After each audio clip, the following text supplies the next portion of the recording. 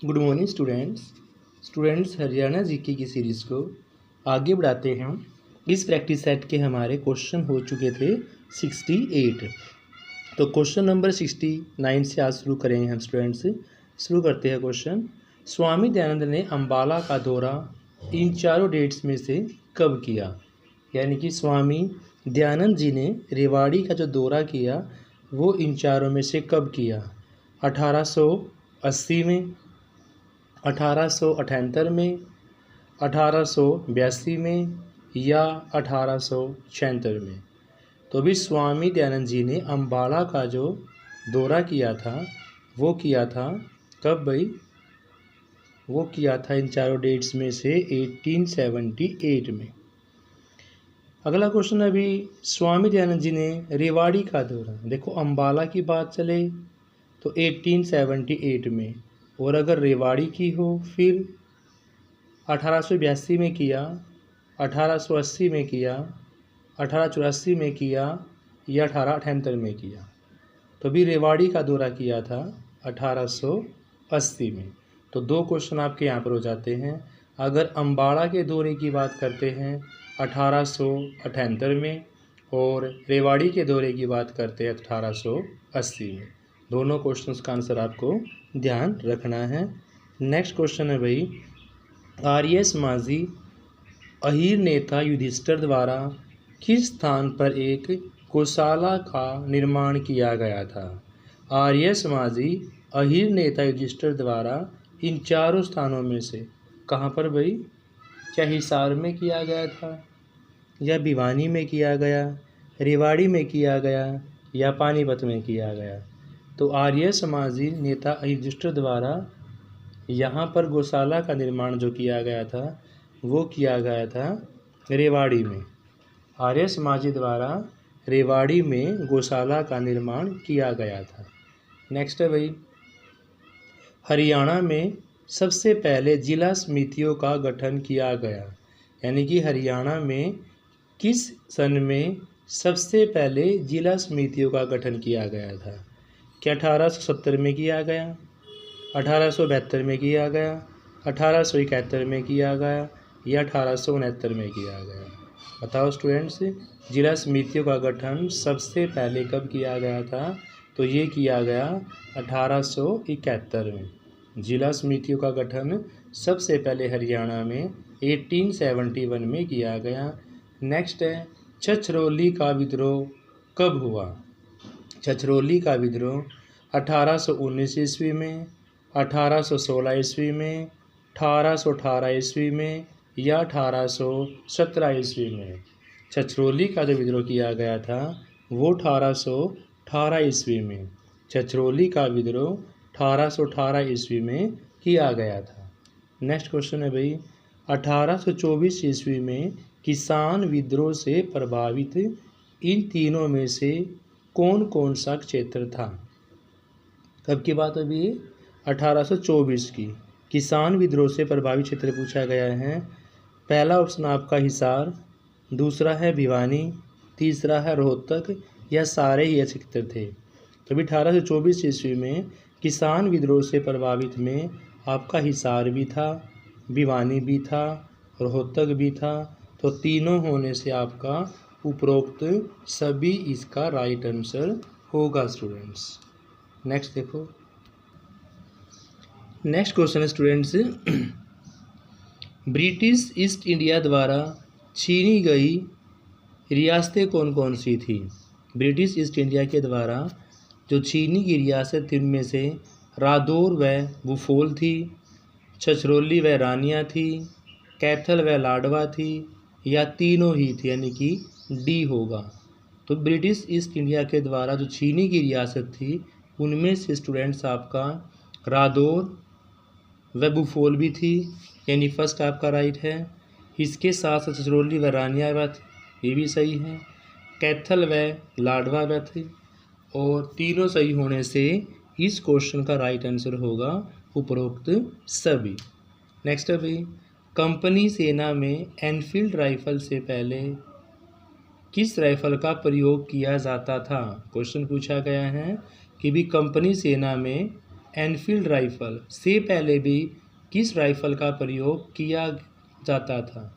क्या crime base rifle थी, brown Bose rifle थी, क्राउन बेस राइफल थी, या इनमें से कोई भी नहीं थी? क्वेश्चन बड़ा सोचने का है भाई।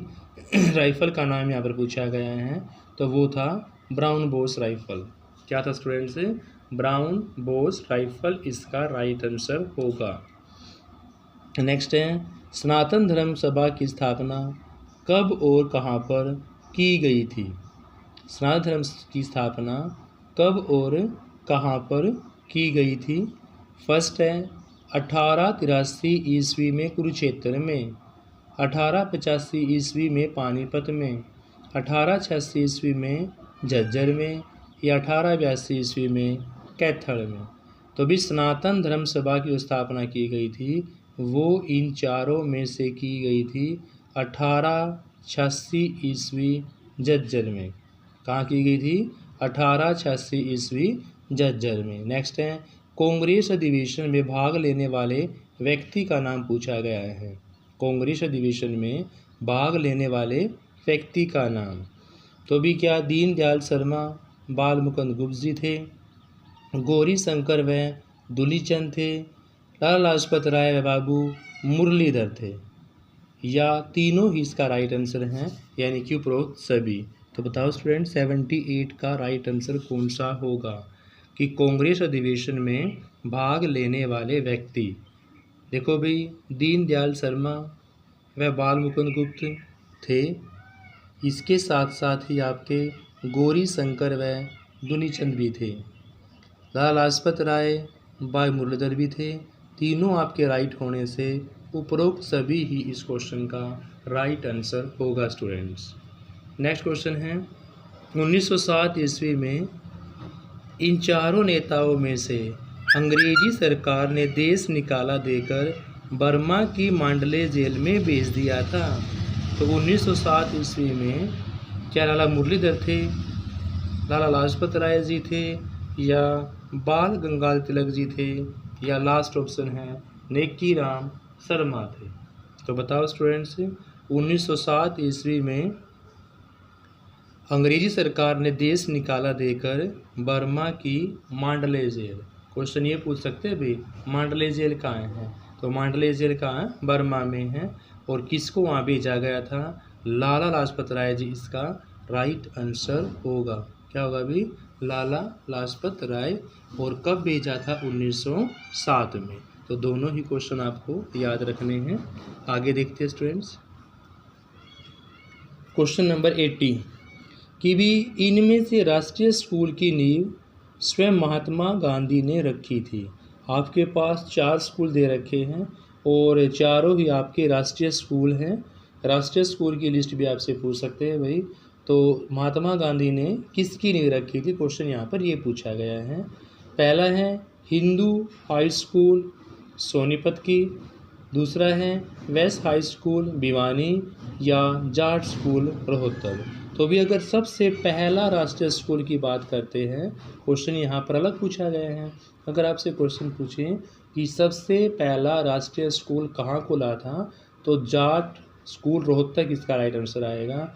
लेकिन यह राष्ट्रीय स्कूल की नींव की बात पूछी गई है जो महात्मा गांधी जी के द्वारा रखी गई थी।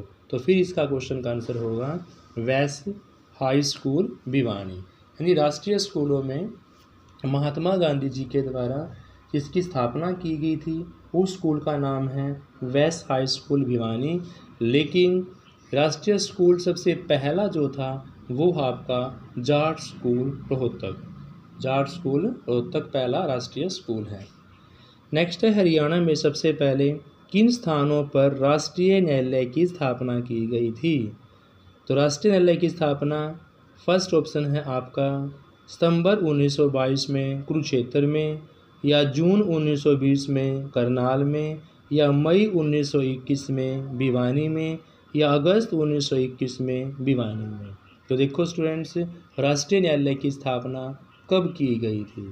तो स्टूडेंट्स इन चारों में से जो आपका राइट आंसर होगा वो होगा मई 1921 में भिवानी में राष्ट्रीय न्यायालय की स्थापना की गई थी। मई 1921 में भिवानी में राष्ट्रीय न्यायालय की स्थापना की गई थी। नेक्स्ट 1825 से 1833 ईस्वी तक हरियाणा की समस्त प्रशासनिक शक्तियों का स्वामी कौन था। क्वेश्चन पूछा गया है भाई 1825 से 33 तक हरियाणा की समस्त प्रशासनिक शक्तियों का स्वामी कमिश्नर था, सहायक कमिश्नर था, दोनों थे या रेजिडेंट इसका राइट आंसर होगा। तो भी 82 का क्वेश्चन का राइट आंसर आपका क्या होगा, रेजिडेंट ही होगा कि 1825 से 1833 तक हरियाणा की समस्त प्रशासनिक इकाइयों का स्वामी कौन था, रेजिडेंट पद था। नेक्स्ट अभी 1833 ईस्वी में प्रशासनिक परिवर्तन के तहत, इसके भाई प्रशासनिक परिवर्तन के तहत किन क्षेत्र को निम्न डिविजन्स के अंतर्गत रखा गया है। क्या डिवीज़न कुरुक्षेत्र आएगी, अम्बाला आएगी, करनाल आएगी या दिल्ली क्षेत्र आएगा। तो अभी 1833 ईस्वी में प्रशासनिक परिवर्तन के तहत हरियाणा क्षेत्र की बात यहाँ पर चली हुई है। जो डिवीजन्स के अंतर्गत रखा गया है वो आपका 84-3 क्वेश्चन का राइट आंसर होगा दिल्ली। दिल्ली ही इस क्वेश्चन का राइट आंसर है स्टूडेंट्स। नेक्स्ट है भाई 1833 ईस्वी के प्रशासनिक परिवर्तन के तहत हरियाणा के क्षेत्र को कितने जिलों में विभाजित किया गया। पहला है 5 जिलों में और उन 5 जिलों के नाम हैं दिल्ली, गुरुग्राम, रोहतक, पानीपत व हिसार। फिर है 4 ज़िले हिसार, रोहतक, जींद व करनाल। फिर 4 ज़िले दिल्ली, करनाल, अम्बाला, पानीपत या इन तीनों में से कोई भी नहीं। तो 1833 ईस्वी के प्रशासनिक परिवर्तन के तहत हरियाणा के क्षेत्र को किन जिलों में बांटा गया है भाई, इसका राइट आंसर होगा भाई 5 जिलों में बांटा गया। और वो 5 जिले कौन कौन से थे, दिल्ली, गुरुग्राम, रोहतक, पानीपत के साथ हिसार। 1833 की प्रशासनिक परिवर्तन में हरियाणा को 5 जिलों में बांटा गया था। नेक्स्ट है इन चारों में से यूनिस्ट नेता आर्य समाज का अनुयायी कौन सा था। क्या चौधरी छोटू राम जी थे, लाला दुलीचंद थे, बाबू मुरलीधर थे या सारे ही इसका राइट आंसर है स्टूडेंट्स। तो भी यूनिस्ट नेता आर्य समाज के अनुयायी का नाम यहाँ पर पूछा गया है, तो वो थे भी आर्य समाज के अनुयायी चौधरी कौन से थे भाई, छोटू राम जी इसका राइट आंसर होगा। चौधरी छोटू राम ही इनका राइट आंसर है। प्रसिद्ध आर्य समाजी श्रद्धानंद द्वारा 1911 ईस्वी में किस स्थान पर एक गुरुकुल की स्थापना की गई थी। तो प्रसिद्ध आर्य समाज श्रद्धानंद द्वारा 1911 ईस्वी में क्या कुरुक्षेत्र में गुरुकुल की स्थापना की गई, पानीपत में की गई या भाई अम्बाला में की गई या करनाल में की गई थी। तो आर्य समाजी श्रद्धानंद जी के द्वारा 1911 में कुरुक्षेत्र में एक गुरुकुल की स्थापना की गई थी भाई। 86 क्वेश्चन का राइट आंसर होगा कुरुक्षेत्र। नेक्स्ट है सनातन धर्म सभा आंदोलन के संस्थापक का नाम यहाँ पर पूछा गया है कि सनातन धर्म सभा आंदोलन के संस्थापक कौन थे। लाला दुलीचंद थे, स्वामी दयानंद थे, पंडित दीनदयाल शर्मा थे या इनमें से कोई भी नहीं था। तो भी सनातन धर्म सभा आंदोलन के संस्थापक जो यहाँ पर पूछे गए हैं वो थे पंडित दीनदयाल शर्मा वाचस्पति। सनातन धर्म आंदोलन के संस्थापक का नाम यहाँ पर क्या है भाई, पंडित दीनदयाल शर्मा वाचस्पति इस क्वेश्चन का राइट आंसर होगा। नेक्स्ट क्वेश्चन है आपका कंपनी की आरंभिक प्रशासनिक व्यवस्था के तहत हरियाणा को कितने डिवीजन्स में बांटा गया था। क्वेश्चन पूछा गया है भाई कंपनी की आरंभिक प्रशासनिक व्यवस्था के तहत हरियाणा को कितने डिवीजन्स में बांटा गया था। 2 में बांटा गया, 4 में बांटा गया, 3 में बांटा गया या 1 में बांटा गया। तो इसका राइट आंसर होगा भाई थर्ड ही इसका राइट आंसर है भाई। 3 डिवीजन्स में यहाँ पर इसको बांटा गया था। नेक्स्ट क्वेश्चन है 1825 ईस्वी तक हरियाणा संबंधी इनसाइड टेरिटरी के अंतर्गत आने वाला डिवीज़न कौन सा था। तो भी 1825 ईस्वी तक हरियाणा के संबंध में इंसाई टेरिटरी के अंतर्गत आने वाला डिवीजन्स इनमें से क्या दिल्ली था, क्या गुरुग्राम था, या हिसार था, या तीनों ही इसका राइट आंसर होंगे। तो अभी 1825 ईस्वी तक हरियाणा के संबंध में इंसाइड टेरिटरी के अंतर्गत आने वाला डिवीज़न दिल्ली भी था, गुरुग्राम भी, हिसार भी। तो उपरोक्त सभी ही इस क्वेश्चन का राइट आंसर होगा। नेक्स्ट है 1825 ईस्वी तक हरियाणा की राजनीतिक शक्तियों का स्रोत क्या था। क्या क्वेश्चन है भाई, 1825 ईस्वी तक हरियाणा की राजनीतिक शक्तियों का स्रोत क्या था। गवर्नर था, कमिश्नर था, रेजिडेंट था, या उपरोक्त सभी थे। मैंने अभी 2-3 क्वेश्चन पहले ये करवाया था कि 1825 से 1833 तक, तो 1825 से 1833 बार आपका रेजिडेंट ही था। यहाँ पर क्वेश्चन सिर्फ 1825 में पूछा गया है, तो यहाँ भी हरियाणा की राजनीतिक शक्तियों का स्रोत कौन सा था भी, रेजिडेंट था। 1825 रेजिडेंट था, 1825 से 33 की बात करें तो वहाँ भी रेजिडेंट पद ही राजनीतिक शक्तियों का स्रोत माना गया है हरियाणा के अंदर। नेक्स्ट है ईस्ट इंडिया कंपनी ने किस संधि के तहत हरियाणा को मराठों से प्राप्त किया था। तो भी ईस्ट इंडिया कंपनी ने जो संधि है इसके तहत हरियाणा को मराठों से प्राप्त किया।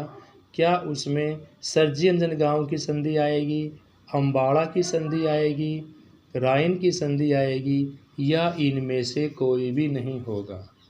तो भी ईस्ट इंडिया कंपनी ने सरजी अंजनगांव की संधि के तहत ही हरियाणा को मराठों से प्राप्त कर लिया था। फर्स्ट इसका राइट आंसर होगा, सरजी अंजनगांव की संधि के द्वारा मराठों से प्राप्त किया, फर्स्ट ही इसका राइट आंसर है। नेक्स्ट है कंपनी के प्रत्यक्ष नियंत्रण में आ जाने वाले हरियाणा के क्षेत्र को क्या कहा जाता है। तो कंपनी के प्रत्यक्ष नियंत्रण में आने वाले हरियाणा के क्षेत्र को नवाबी राज्य बोला जाएगा, देशी क्षेत्र बोला जाएगा, या नवाबी और देशी दोनों बोला जाएगा, या अनसाइड टेरिटरी बोला जाएगा। तो बताओ भी 92 का क्या राइट आंसर होगा। तो कंपनी के प्रत्यक्ष नियंत्रण में आने वाला हरियाणा के क्षेत्र को आप अनसाइड टेरिटरी के नाम से जाने जाओगे। फोर्थ इसका राइट आंसर होगा अनसाइड टेरिटरी। नेक्स्ट क्वेश्चन है भी मुगल कालीन गवर्नर जैसी शक्तियाँ रखने वाले अंग्रेज अधिकारी रेजिडेंट की नियुक्ति हरियाणा में कब की गई थी। तो मुगल कालीन गवर्नर शक्तियाँ रखने वाले अंग्रेज अधिकारी रेजिडेंट की जो नियुक्ति की गई थी वो की गई थी इनमें से 1821 में की गई, 1819 में की गई, 1818 में, या 1820 में। तो भी मुगल कालीन गवर्नर जैसी शक्तियाँ रखने वाले अंग्रेज अधिकारी रेजिडेंट की नियुक्ति की गई थी 1819 में। 1819 इस क्वेश्चन का राइट आंसर होगा। नेक्स्ट क्वेश्चन है हरियाणा के श्री राम शर्मा द्वारा रचित पुस्तक का नाम पूछा गया है भाई कि हरियाणा में श्री राम शर्मा के द्वारा किस पुस्तक को लिखा गया है। हरियाणा के नवरत्न, हरियाणा के स्वतंत्र सेनानी, या मेरी अपनी राम कहानी, या उपरोक्त सभी इसका राइट आंसर होगा।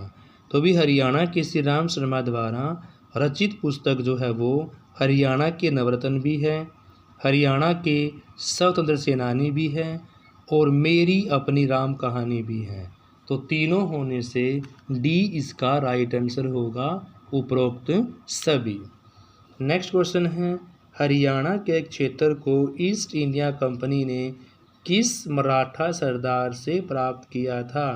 क्वेश्चन यहाँ पूछा गया है भाई हरियाणा के क्षेत्र को ईस्ट इंडिया कंपनी ने किस मराठा सरदार से प्राप्त किया।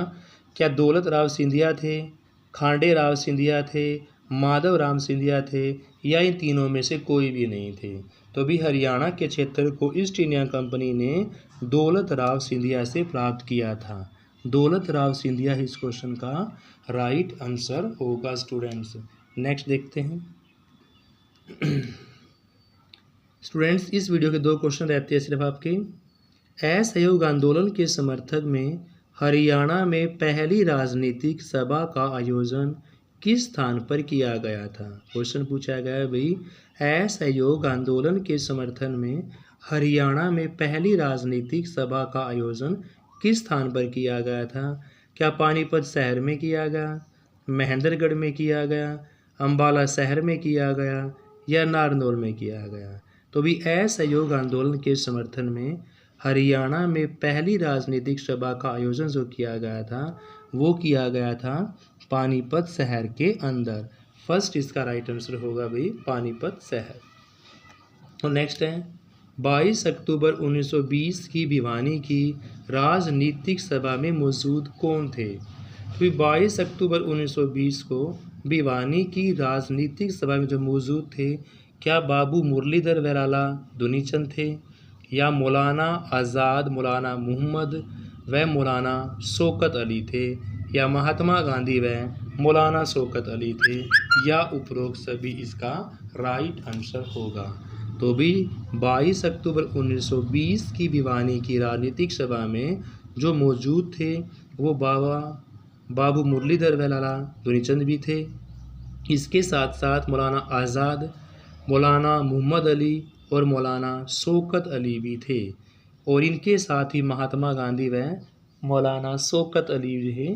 तो स्टूडेंट्स तीनों ही राइट आंसर होने से आपका उपरोक्त सभी इसका राइट आंसर होगा। तो स्टूडेंट्स ये प्रैक्टिस सेट भी आपका कंप्लीट होता है। कल हम नया प्रैक्टिस सेट देखेंगे। Thank you students, have a nice day, please like share.